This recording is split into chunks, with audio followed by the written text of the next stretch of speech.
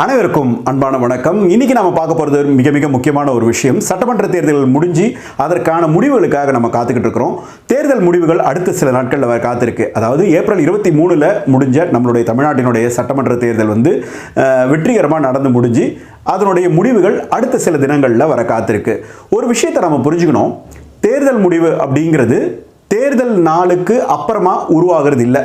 அது தேர்தல் நாள் அன்றோ தேர்தல் நாளுக்கு முன்னாடியோ உருவாகிடுது. அதாவது அந்த கட்சிகள், அந்த சில கட்சிகள் அவங்க செய்த வேலைகள், அவங்க உழைச்ச உழைப்பு, அவர்களுடைய முயற்சிகள், அவர்களுடைய பயிற்சிகள், அவர்களுடைய செயல் திட்டங்கள், அவங்க கட்டமைச்ச பிம்பங்கள், அவங்களுடைய கற்பிதங்கள், கொள்கைகள், இதெல்லாம் தான் அந்த தேர்தலினுடைய முடிவை நிர்ணயிக்குது. அதாவது முடிவுகள் ஆல்ரெடி ஃபிக்ஸ் பண்ணியாச்சு.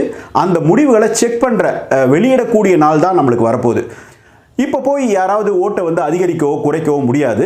அதனால் வரக்கூடிய இந்த தேர்தல் முடிவுகளை நாம் நியாயமாக நேர்மையாக ஏற்றுக்க தான் தயாராக இருக்கணும். இந்த மாதிரியான தேர்தல் முடிவுகளில் ஏதாவது தோல்வி பயமோ தோல்வி பிரச்சனையோ இருந்ததுன்னா அதை ஏற்றுக்கிறதுக்கு நாம் உறுதியாக இருக்கணும். எந்த விதமான மோசமான சம்பவங்களையும் ஈடுபடக்கூடாது. இந்த தேர்தல் முடிவு நமக்கு சொல்லக்கூடிய விஷயம் இதுதான். இந்த மாநிலத்தில் எதிர்பார்க்கக்கூடிய விஷயங்களாக இந்த தேர்தலில் சொல்கிறது இதுதான்.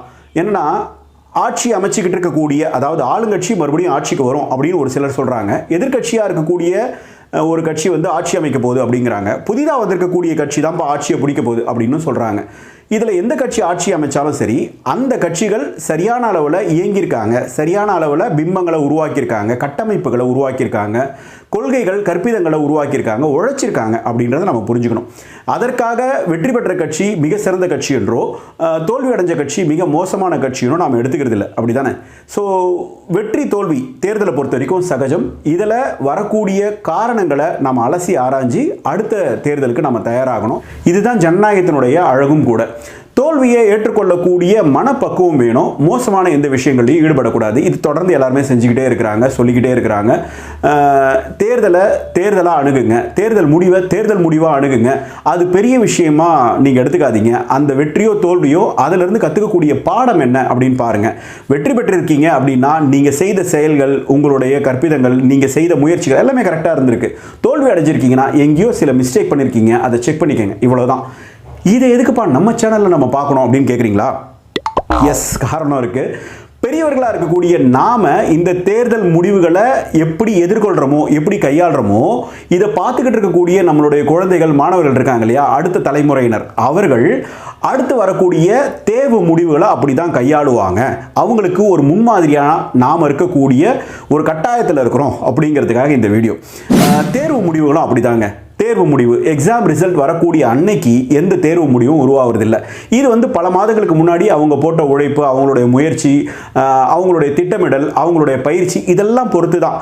குறிப்பாக எப்படி தேர்தல் முடிவு தேர்தல் அன்னையோட முடிவு பெற்றதோ அதே மாதிரி தேர்வு முடிவுகளும் தேர்வு எழுதின அன்னையோட முடிவடைஞ்சிரும். தேர்வு நாளுக்கு பிறகு அந்த முடிவுகளை நாம் மாற்றி அமைக்க முடியாது. இந்த விஷயங்களை கரெக்டாக புரிஞ்சுக்கிட்டா தேர்வு முடிவுகளை நம்ம குழந்தைகள் ரொம்ப ஈஸியாக கான்ஃபிடென்ட்டாக எதிர்கொள்வாங்க. அந்த முடிவுகள்லேருந்து நாம் என்ன கற்றுக்கணும்?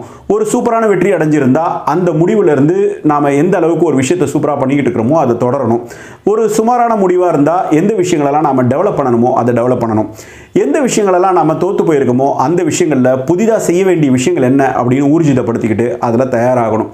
இந்த விஷயங்களை குழந்தைகள் கற்றுக்கணுன்னா அவர்களுக்கு முன்மாதிரியாக இருக்கிற நாம் இந்த தேர்தல் முடிவுகளை சரியான முறையில் கையாளணும். இந்த வீடியோவை உங்களுக்கு தெரிஞ்ச கட்சி சார்ந்த நண்பர்களுக்கு, தேர்தல் முடிவை எதிர்பார்த்துக்கிட்டு இருக்கிற நண்பர்களுக்கு ஷேர் பண்ணுங்கள். தேர்வு முடிவுகளை எதிர்பார்த்துக்கிட்டு இருக்கிற மாணவர்களுக்கு ஷேர் பண்ணுங்கள். நாளை நமதே.